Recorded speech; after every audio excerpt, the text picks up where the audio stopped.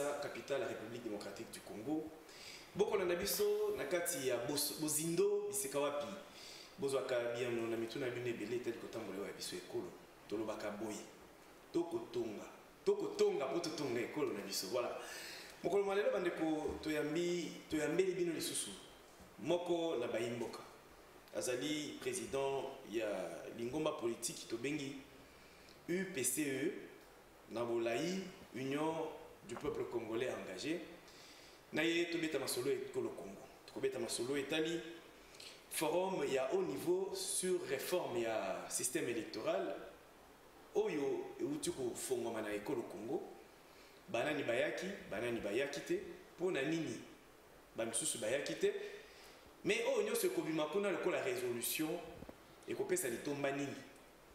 Tokomera otonga mwa muke. Poto yeba makambo ekolo Congo yo kende ndenge ni. Mais ah tokoloba UPCE lokola lingomba politique ezali pe na makanisi pe mabongisi nango tokomera otonga pe ba programme na ba projection ya lingomba politique mokolo malelo to yambela bino ndeko Jean-Claude Kyungu Kabila ndeko boye madame. Merci beaucoup ndeko. Bato ba komi tuna mingi ba komi ba mais komi nini ya komi penza invité permanent ya bozindo to likamboni. Esa ba ngona no moi le solo ndenge to kosala musala oyo pona ni to ko insister ko leka mingi na bozindo ozali ko viser nini yo na ngoma particulier. Merci beaucoup ndeko.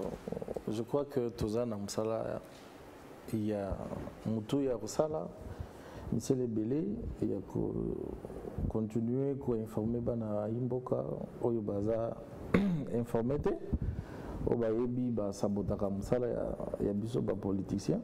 Donc cette fois-ci toujours font le bango miso bayeba ke avenir na bango ils dépendre na comportement na bango vis-à-vis na batoyo ba osala politique na lolenge ya commerce. La politicien commerçant. Absolument. Mais mbala moi ebele otosali na yo musala oyo oleki na mozindo pona communiquer. Moi mutuna wana ezozonga mingi. Mais tolani penza que batuba message na yo na communication il y a UPCE et comme kokota penza et comme kozwa adhésion populaire. Mais otuna oyo batuba otuna ngombi bali ba comprendre na komona ndeko Joseph Kabila kambi biso plus de 18 ans. Na ndenge ya kambi ba ko attribuer gestion na ye mutuna mutwa ko sala bilan na lolenge na wana gestion de Kabila mais bamoni lelo Kabila mususu ayi yekyum okuna Kabila kabambi au tozana Kabila kyum to kyum Kabila aye mais na maloba na yo okokende mingi na contradiction na ndenge ndeko na yo asalaki okritiquer système na ye obimisi ba négativité mingi na bokambi na ye mais bango ba kondima yo te balobi non ndeko yo azali ko jouer double jeu oko yawa ko distraire batu neti oza mingi ngambo peuple ko kabona bango mawa na pasi mais ozo sala musala ya ndeko na yo Kabila Joseph Kabila biyano ni ko pesa na mondo to banana bisolo.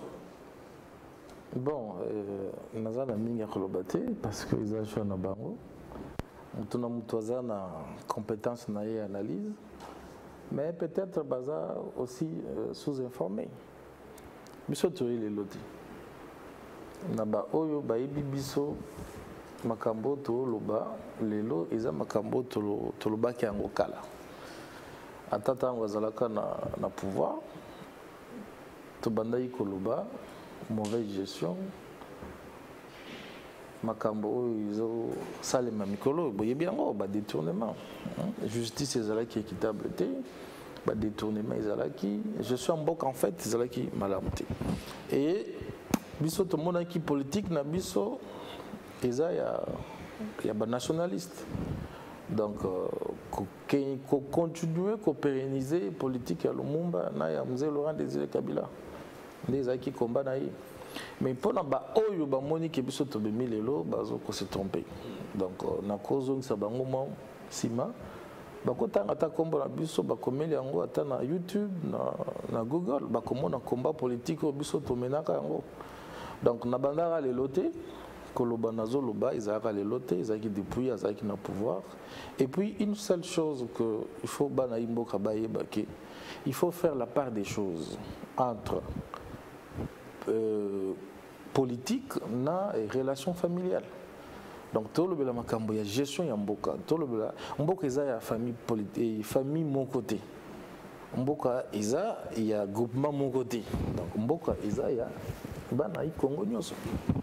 Donc bana na biso, ba camarade na biso, ba ndeko na biso nyoso. Donc soki to moni atande ko na biso ça la politique na lolenge na ye oyo esengeli te ke biso tozalaka wana to appréciera mauvaise gestion na ye ou benini.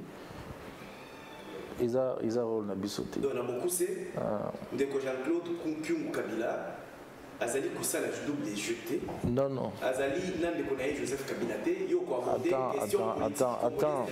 Nalingi na yo no la makambo wana. Biso tozo la politique na lolenge mususu. Na lopoto wa lobby autrement. Ça veut dire que msa biso eza ko dénoncer ba gestion nyonso o eza ya malamu te. Tu comprends? Tu bandaï les lotés et puis ils ont jeté.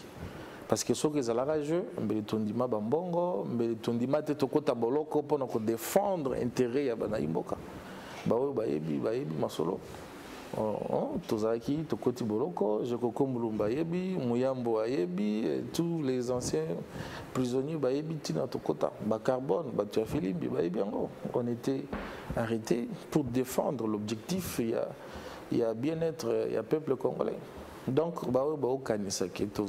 tout ça la jeu pour nous. Loin de là. Je crois que beaucoup de Kabila ya noli de motuna wana la réaction de bino beaucoup tuna ici motuna wana parce que bien aussi aux yeux. Ndeko lingomba politique nayo. Ils allaient madame. Merci.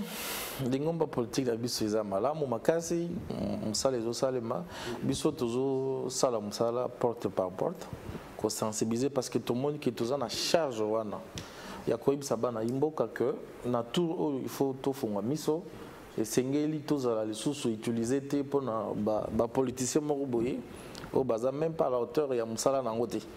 Donc nde musala oyo to sala ki d'ailleurs récemment ici formation il y a batu nyonso oyo baza kotambola na kati ya ba commune ya ba avenue ko sensibiliser ko yebisa peuple esengeli tout oyo ye moko atelema a mise en charge parce que avenir na ye eza na kati ya maboko na ye. Avenir à peuple eza na kati ya maboko na ye mais ndenge boko kumbela basolo yango bozomona penda que peuple congolais a besoin de conscience to esengeli susu ko insister makasi pour le peuple congolais comprendre qu'avenir naïe, avenir à bana naïe, bana à bana naïe, et ça n'a pas beaucoup naïe l'élo. Décision à cause de l'élo, il y a un moment où Congolais pour délivrer la génération future. Absolument. Il y a un moment où ça l'a découvert. Donc aux autres banit mutuza na kati. Mais to monique batumingi bazaki informité. Donc façon de tozo kumba bango turoyo bazo comprendre. Papa atala avenir na yo dépendre na bizaleli na yo ya sikoyo.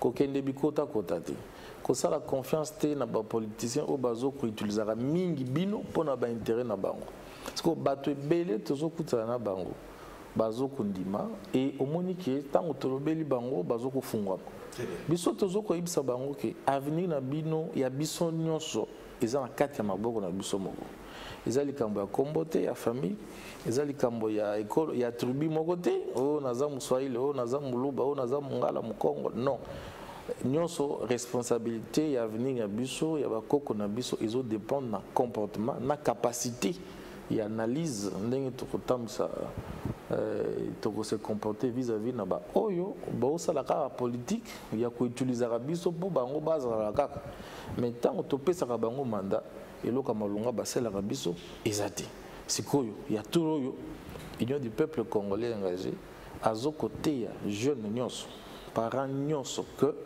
il y a tout oyo biso na bango il faut tout sanctionner bango et toko sanctionner bango na avec discipline parce que biso toza na justice te biso toza na police te biso toza na armée te biso toza na sénité mais tokokende tokokoma wana na kolobela ba projection na ba programme na bino vous allez collègue mais ndeko toujours na actualité na yo nanga to yebi que moi ba solo moko to fo mama ah on a Kinshasa ba solo wana ba bengi yango forum de haut niveau pour la réforme ou sur la réforme du système électoral.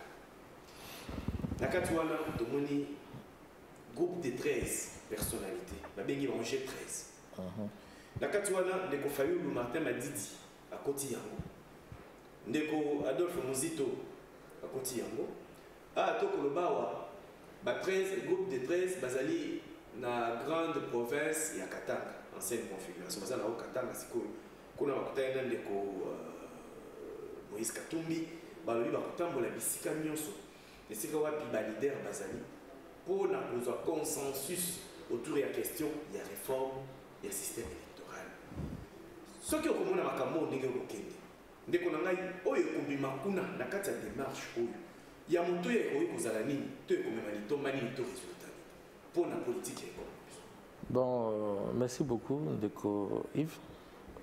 Biso toza na vie mon côté ya ko mettre na démarche ya bato msusu oyo ba osala msala na lolenge na bango bomoni mais ezo sala pasi na mutema komona te komona bato ya lolenge wana bazo ko se manquer na peuple congolais parce que bato wana na 2018 tango biso to belelaka toyebisaka bango nyonso que bokende ba élection wana te parce que ezali match perdu d'avance tolobaka na bango opona nini tolobi non mbeba eza na kati ya sénité mbeba eza na kati ya constitution na kati ya mbeko likonzo tobenga yango la constitution à son article 70 na ba mode de vote ya ba président ya ba assemblée provinciale ya ba sénateur.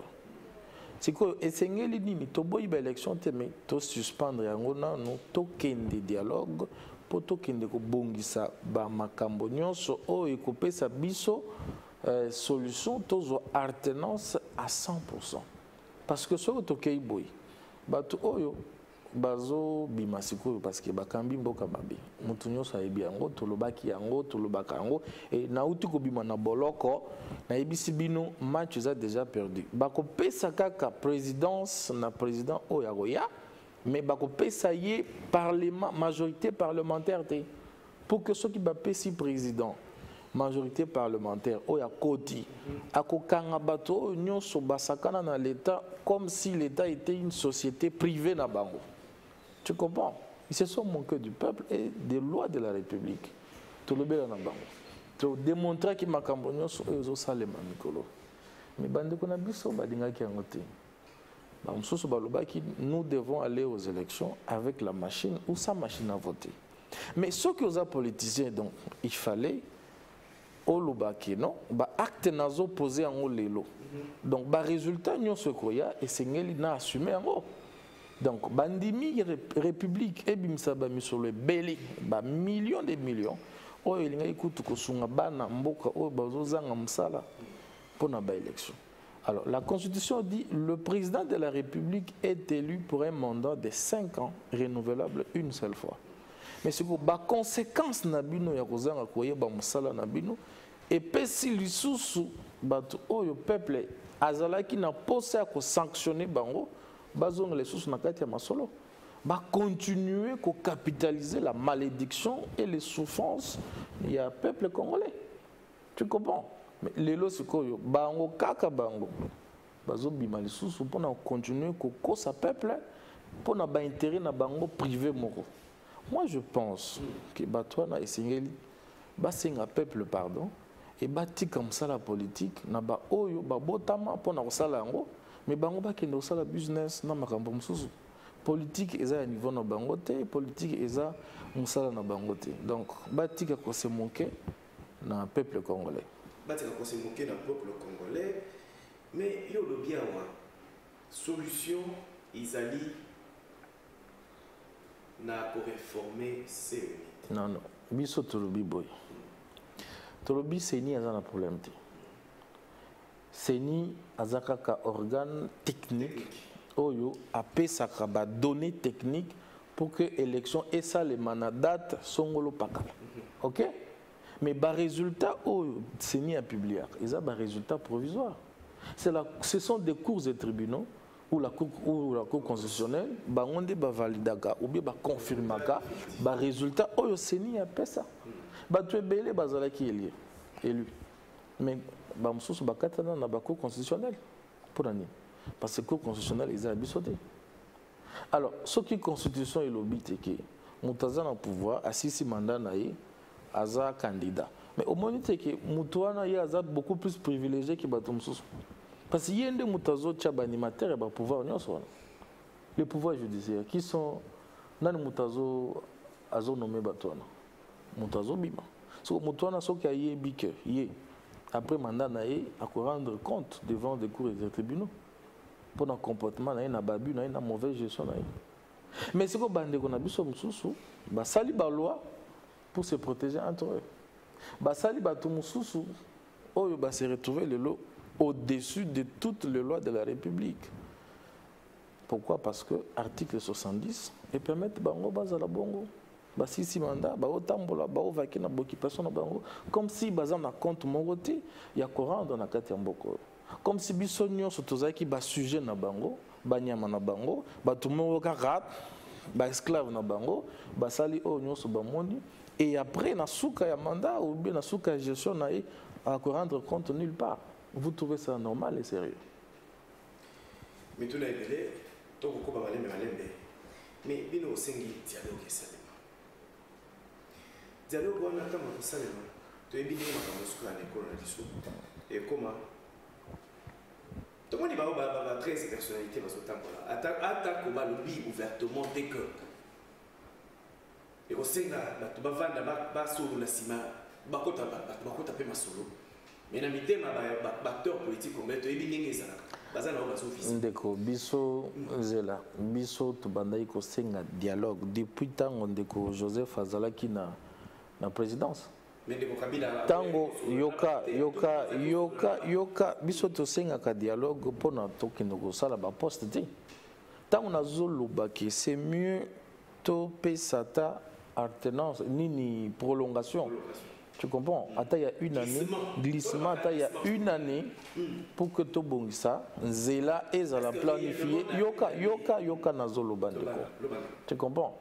Mais batumsus balobaka que non azosala bongo pour que a faciliter ndoko nae atikala na boloko et na pouvoir. Mais siko le président Fachi Azali objectif na biso dialogue wana iza pona okende ko négocier ba poste te. J'étais le seul on tapait sans nzela ya malamu. Tolobi toke dialogue cahier des charges na biso ezali ko kende ko modifier article 70 na ba mode de vote. Il y a le président assemblée. Article 70, article 70, voilà. À la fin de ce mandat. Il y a mandat. Il y a mandat. Article.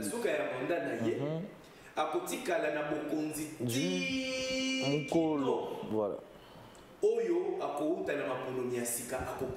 Voilà. Yango article wana nde salaki mingi bokonzi ya ndeko Joseph Kabila. Et c'est quoi faire ça koshakino. Tilelo. Yango ezali na kati ya constitution na biso. C'est-à-dire que ndeko Tshisekedi akotika la pe wana. Tilelo. Tilelo. Oyo ya sika akouta mapononi akoya. Yango bino IPC bolobi te. Esengeli to sala makambo na lolenge moko ambalamu. OK. Bato bavanda to solola. Poto mona ndenge nini ya ko retoucher Pekolungola, Tokolungola, on a article 70 to 70. Absolument. Nani a côté cabino na école Congo. Bon, retoucher article 1. Ils allaient FCC. Mais Kassi. To, IPC, le Yazali na Makasi, il y a qu'au déboulonner système de FCC. Mais Kassi Ndeko. Yango zomona toza na musala mingi ya sensibiliser peuple ayeba esika mbeba izali. Tu comprends? Esika nini vina ye. Avenir ya bana na ye eza ko bazu yango en otage. Na article wana. Ezaka article moko. Ezaka moko za ni balite 70. Parce que tala ndenge le lobatu bandeko na biso ayi de pes.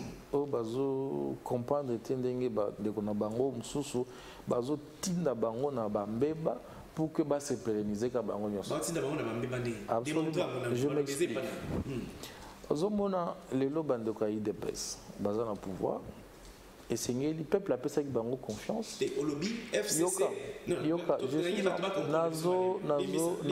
nazo expliquer tika na loba.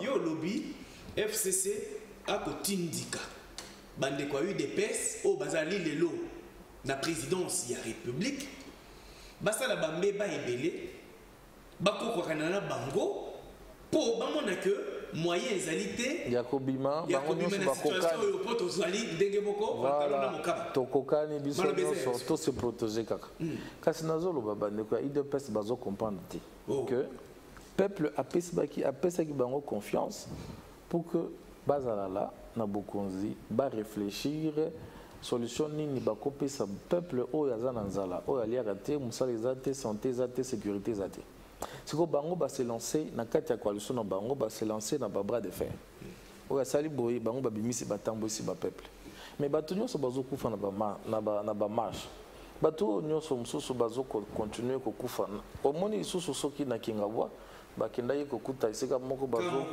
ya formation omoni type militaire bazo kokontinue kokota na baerreur sur erreur potango tata ekolo Félix akosuka na suka ya mandat na ye komi na suka bakoyebisa ye ke non monsieur le président tala osala mbeba boyi bato na yo basungaka yo te koyebisa en avance boviole baconstitution boyi soki opesi pouvoir na moto oyo akoya après yo opesi pouvoir opesi na majorité opesi omoni te ke na yo na biso nyonso to répondre devant des cours de tribunaux même na baloi oyo topona pona ko protéger ancien président ba ko modifier yango parce que baza na majorité ba ko modifier yango c'est ma batie biso ngo on comprendre na parlement na sénat na bango président promulgué après ba mimi biso dans des cours de tribunaux d'accord tu comprends ou évoquer le solo ya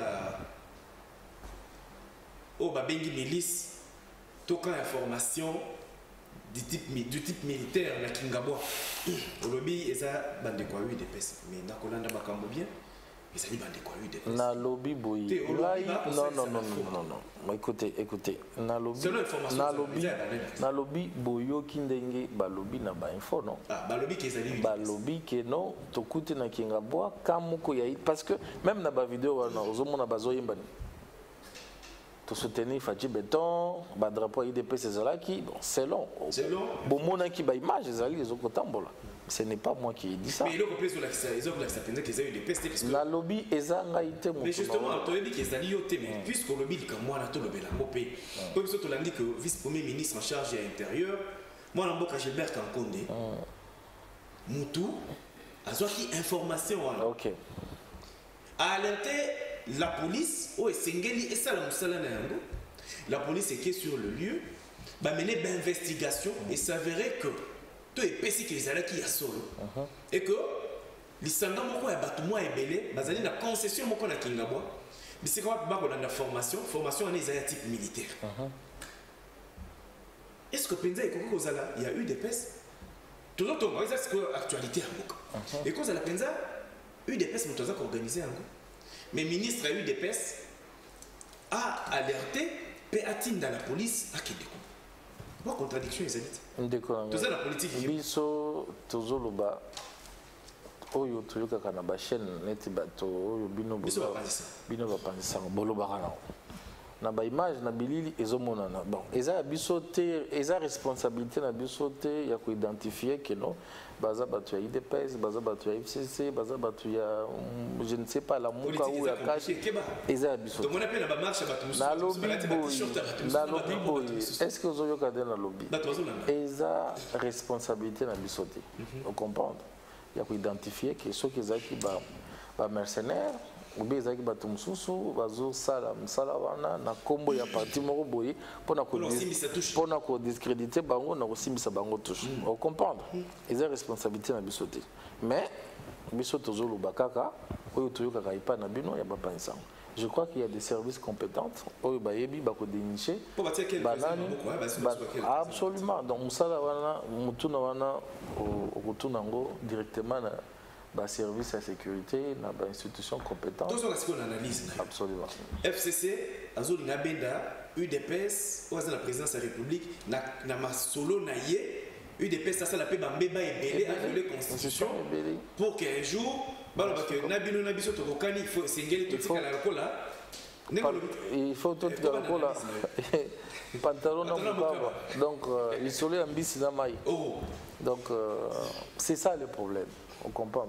Parce que la constitution va salir en ligne à Mabé. Et biso, on sait na biso, ils ont démontré, na banaï mboka, wapi avenir na bango, ils ont hypothéqué. Wapi avenir na bango, ils ont pris en otage. Ils ont seulement l'article 70. Des responsabilités au biso tous en ango. Donc la démarche ceux qui ont 13 personnalités, ceux qui ont naïveté, je veux dire que nous avons parce que nous se manquer dans le peuple, parce que nous avons des opportunités na batu FCC batambo la tête haute sans être inquiété ni interpellé par la justice. Vous comprenez? Batu belé bakufa, ba interpellé bango. Le président Yassika a une difficulté totale à kokamba mboka parce que lelo mboka ils ont une difficulté belé. Faute n'a été. Mais faute il y a gestion, il y a résultat, il y a hérité. Et pourquoi aujourd'hui il est là? Parce qu'il y a des politiciens comme Batouana, des 13 parlementaires ou personnalités. Oyo bandima kakomema peuple na ba élection. Oyo mais alors Fayou la bandaki ko bunde la vérité des jours. La vérité des jours. Et ce qui est dans le contexte actuel. Tolongoli président Fachi ba pesi bokonzi na président Fayou aligné la salle. Jamais, à cause de la baguette magique. Donc, parce que Yokandeko, Baninga va respecter la Constitution. Deux fois, mandat 2 fois. Troisième fois, va PC. On comprend? Pour la troisième. Ça veut dire à respecter la Constitution. Tout ça, un état de droit. Et c'est pour respecter l'état de droit. Tu comprends? Il ne pouvait pas se comporter comme un dictateur. Parce que ceux qui se comporté comme un dictateur, beaucoup Panzamboka, beaucoup Tumbamboka. Tu comprends? Donc même Yé Fayoulou, même Nani, même si on avait un président le plus milliardaire du monde, le système actuel ne pouvait rien faire. Parce que jamais Oko Kambamboka na batu oyo baye na vision na école politique na binote et aussi mbate. La fois passée dans le Baka, Okozwa jamais tomate yaropola ou bien lila yaropola na lila la oyo ya malam au sangi sisira moko. O yaropola vous a toujours une influence. Na o ya malam. Donc bébé so ya malam. Voilà. Makambo yo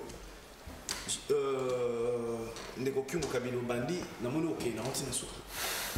Okolemba na nzela te okamandonete ndeko Yves biso tolemba te bakanga biso te basala nyonso oba fallait basala mais tolemba te parce que tous en a responsabilité ya kolobela ya koyebisa peuple objectif na biso tozobisa peuple afungwama ata la esika nini avenir na ye ezali prise en otage parce que ezalaka bato moko boye oyo bazaka na majorité depuis 2006 tilelo mais le résultat ya majorité wana eza zéro bilan yozo dressé tu comprends mais kasi ndeko nanga même ba jeune oyo baza na kati na ba mangomba na bango bayebisanga bazwa nini na gestion ya bato oyo bapesaki bango confiance ayendeko bazwa nini mais cette majorité là eza un impact nini sur la population zéro.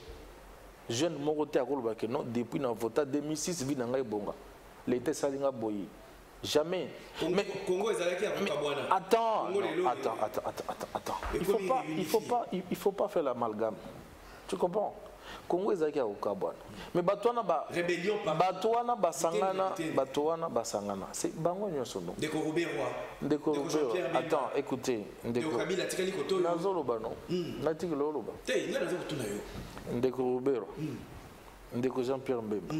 Ndeko Zaïdi Ngoma, Arthur et consort. Le pauvre. Tu comprends? Bango nyoso bachaki mai na kati ba ver na bango.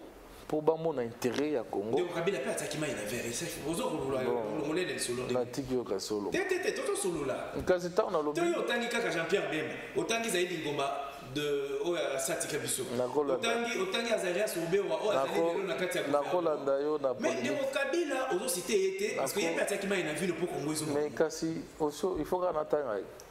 Kasi c'est pas acteur majeur na kati ya. Kasi na sina tangi non et consort. Il faut kana tanga. Ah oui, otie na ba consort. OK.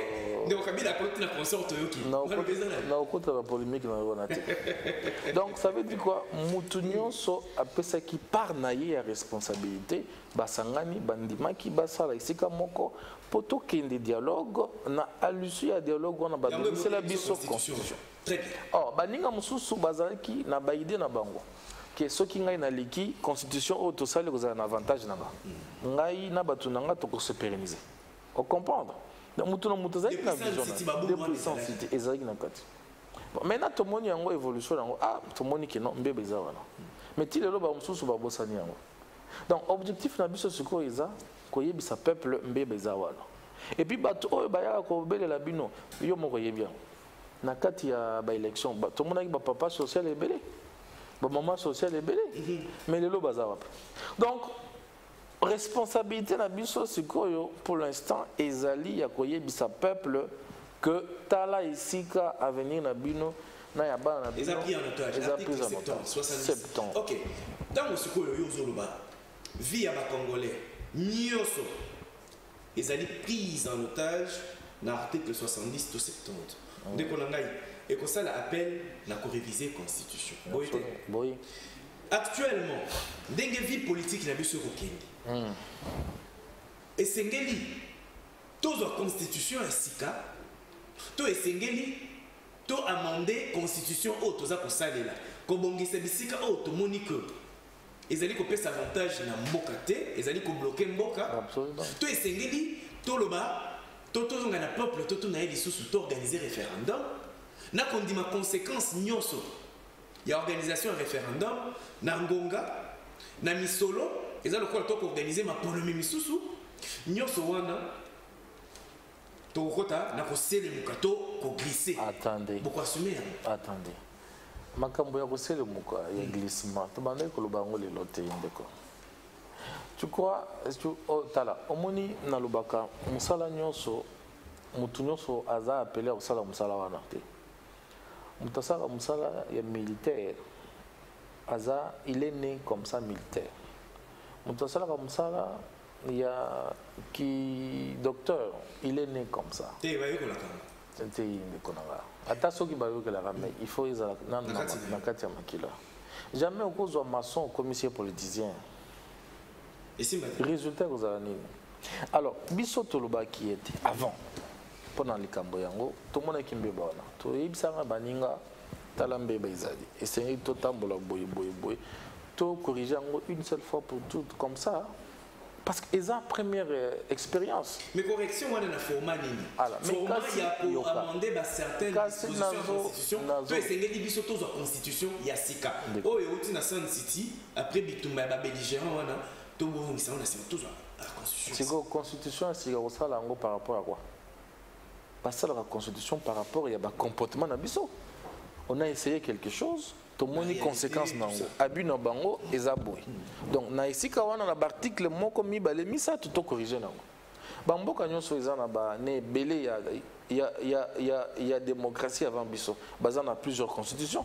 Pourquoi on s'adapte par rapport il y a mœurs na comportement la réalité il faut attendre le lenge moko na ngonga. Tu comprends? Alors biso toko zwa constitution moko boye basalaka mais ti lelo constitution na ezo continuer ko tia peuple congolais na kati ya baumbu entre un groupement de congolais bazo continuer ko coloniser des milliers des centaines de fois. Donc nakoyo kamalamu UPCE alobi atako ezwi ngonga mulayi esengeli tovanda tobongisa mbala moko ndenge balobaka na lopoto une fois pour toutes. Absolument. Quel qu'en soit mwangonga ekoki absolument mais tobongisa au lieu atoyemba 2023 toke maponomi sima 2023 situation. Il y aura toujours des failloulous, il y aura toujours des failloulous qui vont sortir. Barobanda koloba toujours que la vérité des urnes après toko ta dialogue, tu vois un peu cela. Parce que ceux qui bango ba yeba ki après l'élection na tokoza la situation à boy. Est-ce que l'élection tu comprends? Alors ceux qui siko lelo na lobi lelo boy. Attention botier Eden Kojo 3 ou bon OK. Et tout le comme ça soit ya kaka. Ndena lobi. Exemple. OK. Attention bokier kozo. Attention bokier kozo William Swing bis. OK. Botier wana comme président ya Sénat. Sorry, président ya Séni. Ekosimba te parce que c'est pas la Séni qui valide dans des causes de tribunaux. Parce que le président a violé la constitution, a violé le droit de l'homme. Tu comprends? Attends, mon cher ami, ils ont été donné. Bon, écoutez, Nayaki a aussi la promotion, il y a babu na bangote parce que ça fait mal. Tu comprends? Bilo nyoso bomona ki musée Laurent Tangwayaki awa asala ki miracle nini pour redresser l'économie en Mboka, appeler ça congolais respect sur le plan national et international. Tu comprends? C'est que bande qu'on a vu sur msusu baye que c'est la politique le commerce. C'est pas normal ça. Tu comprends? OK? Alors, bilo konyo soana. Comment bato bako accepter, bakondima, batika pouvoir, bapesa mutu mususu avec la majorité possible à Kambamboresu. Parce que l'État a dit que l'État. Vous comprenez? Au Rosa l'homme 20 ans plus tard, justice va rattraper. Moi qui ai le loi, donc ça comble le loi. Donc c'est pour te dire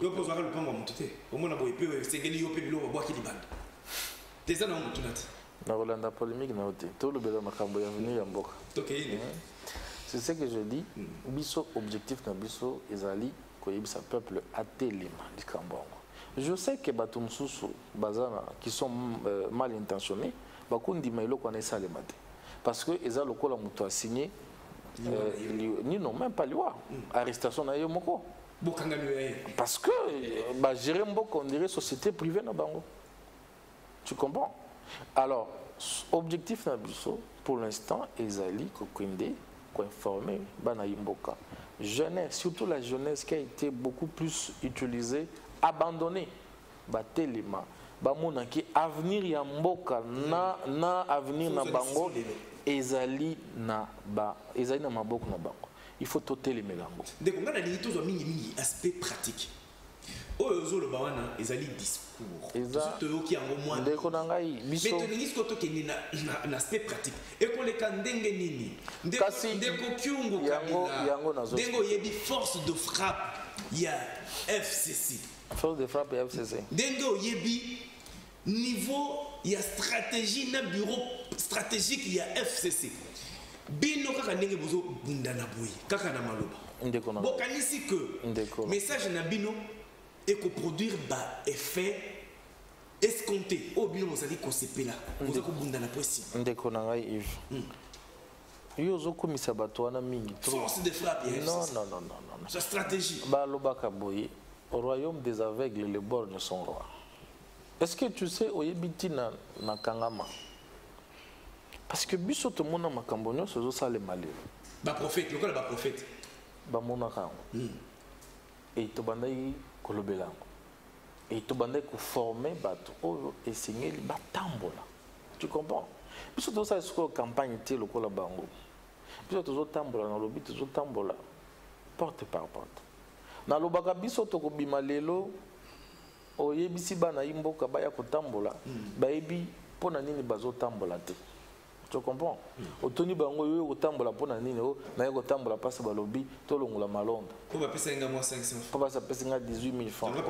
Tu comprends? Biso c'est tout un processus. Tu comprends?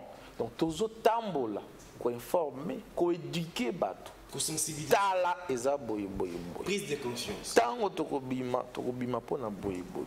Esengeli lisusu bo continuer te kolanda bato oyo bayaka kokosa bino pona boye boye. Tango bayaka pa bino. Ba pesa bino mbon bokenda koyembela bango. Ça veut dire que bozo ko pesa bango avenir na bino na ya bana na bino na maboko na bango. Pas ces eaux continuer. Pas ces eaux continuer. Chômage est aussi là te. Sécurité est là te. Bato bazwaka musala kaka bango na bango. Depuis au mona mutu moko azaki fonctionnaire. Est-ce que yo depuis au vota 3 fois ou 4 fois? Monsieur depuis tanga bango to zabana miki na classe. Absolument. Est-ce que bazangi makasi ya kokendo sala? Te. Aussi au mona un fonctionnaire de l'État a commis plus milliardaire que l'État. Est-ce que au mona un fonctionnaire de l'État a commis plus riche que l'État? Ça n'a pas de sens. Mais ce que Mouto a payé pouvoir, c'est le peuple qui est le souverain primaire. Le pouvoir. C'est le peuple qui a souverain primaire a Nîmes. A se retrouvé Nîmes. Vie n'a échangé. A bongi na Nîmes. Est-ce qu'il y a un changement? Très bien. Non. Ndeko Kyungu toko poussa pour qu'il ait dans le mango. To solo li pe to le beli makambo ebele. Ngonga neti ezoki nete mais juste okei pe.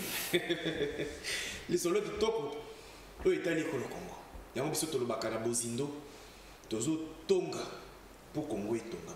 Yango toko tonga na yo. Toko tonga ekolo na biso. Système oyo eza en place. Soki to bongisi yango selon makanisi na yo. Congo ekotonga. Absolument. Tout ekotonga. Boy. Ndeko na ngai UPCE azali na kati ya koorganiser sorti moko ya monene. Absolument. Kobanda na marche kosukisa na communication to meeting. Absolument. Marche wana tolingi toyeba bozali kovise nini pona nini UPCE akobima na balabala. Tomonaki UDPS abimaki alobi processus ya entérinement ya ndeko Malonda kwa la président ya CENI ezalaki mani bango baboyaki ndenge makambo elekaki na Assemblée nationale yango babimi na balabala. Tolandi bato alamuka balobi bango baboyi Malonda likolo ya CENI. Toyo okoma côté ya Yemen bango babimaki kobanda première rue ti na boulevard Triomphal pour na soutenir l'institution issue ya ba élection d'institution en place. Balobi pasi mati dollar tango wana franc congolais perda qui valeur makasi. Ba congolais bazo liate bazo melate FCC abimaki na balabala pour soutenir à dénoncer en place soutenir l'institution. Parce que bindo té c'est ba catholique babimaki pe pour le ba non na malonga. Parce que UPCE recette ligne il y a à proposer les années pour soutenir peu l'institution locale la FCC. Bon, merci beaucoup Ndeko. Tu vois que nalobaka toujours que biso to sala la politique dans le lengi mususu. So yebi musala na yo, isala moi elingi moko boy. Et ça là. Eloba Ndeko na biso moko. Tu comprends? Moi politique, comment musique na lito ça la peine. Omoni biso batu IPC toujours copier batute parce que ba yebitina ya musala o ba osala te parce que batonyo so wana o bazobima bango bazokamba mboka te donc so bazobima bazotambola ça veut dire qu'ils sont incompétents c'est ngeli ba démissionner tu comprends mais bino batu bozana pouvoir bozui mandat ya kobongisa social ya peuple. Pourquoi beaucoup bima lisusu po botambola bozotambola contre ni bozotambola pourquoi aussi longtemps bato baza na kati ya ba institution baza issu ya ba plateforme na bino politique monique c'est des contrastes. Donc qu'est-ce qu'on a eu passé? Tu comprends? Alors biso tozo bima pour na ko interpeller gouvernement congolais na ba oyo nyonso ba sali na kati ya na ba parti politique oyo batinda bato na bango na kati ya ba institution baye bateki baza na une génération oyo esengeli bapesa bango misala ba sécuriser bango bapesa bango soins médicaux éducation na ba améliorer panier ménagère On comprend. Parce que l'IPA est mati. L'IPA 100 francs, il est le commun côté Kamara, sauf que 300 francs. Vie sociale, les a très difficile. Tant que Moussé Laurent Désiré Kabila Ayaka, vie sociale, les monde en a. Ça fait déjà 1 année et demie, il y a un Kambaza responsable du gouvernement. Ayebi Bapasi, au peuple congolais, a mené pendant plusieurs décennies. Si le loba passe, on a trouvé une solution. Alors, biso toko tambwisa bato, toko bima, pour interpeller le gouvernement que non, biso ba jeune tozangi misala. Biso ba jeune vie ekomi passe, lipa imati, biloko ekomi passe, dollar, nyonso, carburant, transport, nyonso. Nyonso esengeli batia maele na bango esika moko pour trouver les solutions au lieu ya kozala toujours entre bango na bango ko bunda na babiloko oyo bango moko ba yebitina te. Donc peuple mutapesa ki bango pouvoir, peuple mutatinda ki bango wana pour batia maele na bango esika moko pour que peuple azwa solution na ba problème oyo nyonso za bango. Est-ce que prise de position lelo il y a eu PCE par rapport il y a vie politique et école na biso. Et comment on a dit quelque part, au comment ça la base yeux doux, dès que le baka, dès que mobile a fini à moi si sous ce cas pour se pelana et les moi au qu'au finaliste ou n'angam ou un décoté c'est qualité. Pour la ligne de tout niveau, dès que peut battre tout. Pour nous. Les lots comment on est lengue le colayo, mon cambia l'ingomba politique qui mouné le colayo PCE.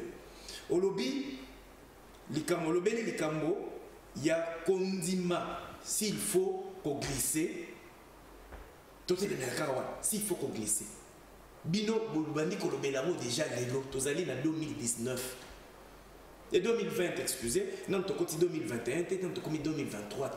Bino, Bokomi, Kolobela déjà, que seule solution, et c'est que tu retouché Constitution, tu bongisa, mais qu'on bongisa, on a besoin conscient que vous avez un gonga, et qu'on s'est mis solo. Mais, et comme même abisopé, n'a qu'au les mouka. Beaucoup fina déjà fatigué discuter beaucoup taper na kati ya gâteau bolia moi kwanga ndeko Yves biso toza ba parents responsables tu comprends toza ba parents irresponsables makambo o nazolo bango lelo na lobaka ngo na c'est depuis 2016 abanda ko betela ngo 7 vous comprenez à ce temps-là bato na biso mususu oyo basalaka politique et opportunisme oyo basala comme sala o eza ya bangote babandai ko pesa le même parole aux zolobana biso lelo biso tolobi boy soki balanda ki biso na oyo maso tolobaka mbele lelo toza na problème yote lokola balanda binote toza lokola bayoka biso te lelo résultat epesami kaka ndenge tolobaka yango bozongeli yango alors yango sikoyo faudra-t-il tokende kaka na ba élection après ba élection il y aura toujours des fayoulous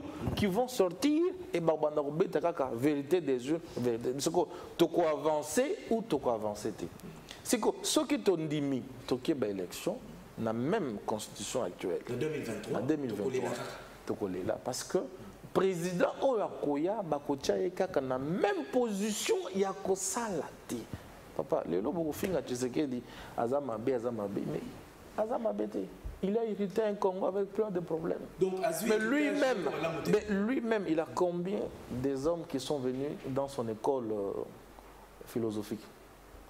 Il a programme naé à Rosalana Batouni. Mais il y a un Rolanda qui est Basile, à Lobin. Tolobaki, tout soutenir mon Konziamboka pour résoudre la solution et le problème au peuple azanango. Est-ce que va Salango? Pourquoi va Salango? Bon, ce qui t'ont dit, c'est élection, donc c'est qu'on n'avancera plus jamais.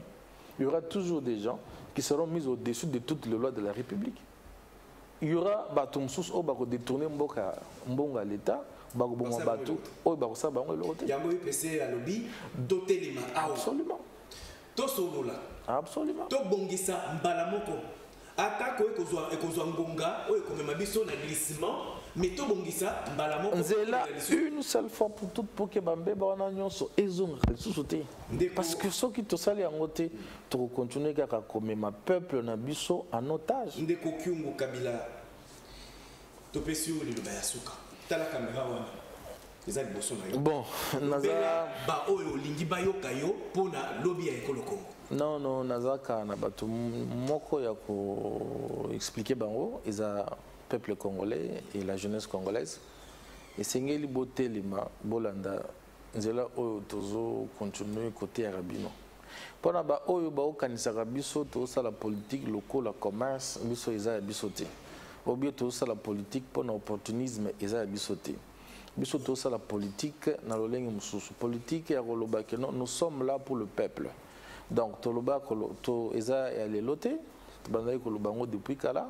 et tokosenga na bino bozala distraité parce que avenir na biso eza na maboko na biso c'est maintenant où esengeli totelema likambo yango pour que lobi to changer ba système nyonso wana o bato wana bazo continuer kotia biso na boumbu na bango donc bino nyonso ba jeune ya Congo nasengi na bino botelema boya bino nyonso na sima ya union du peuple congolais engagé pour que to bunda to changer système oyo to ko changer jamais système ce que toza na ordre ce que to na ordre dispersé il faut essayer de s'organiser maintenant pour tout le système ango donc bana na biso moko avenir ezo dépend na biso na kosenga bino bo contacter biso bokuya na bureau eza pona bino nyonso eza likambo école eza likambo ya kombote eza likambo ya famille te eza likambo école Congo pona ke bapaya na bao nyonso bao bundisa biso batosa biso babanga biso et bakobanga ezaka biso ba jeune tokosala babanga biso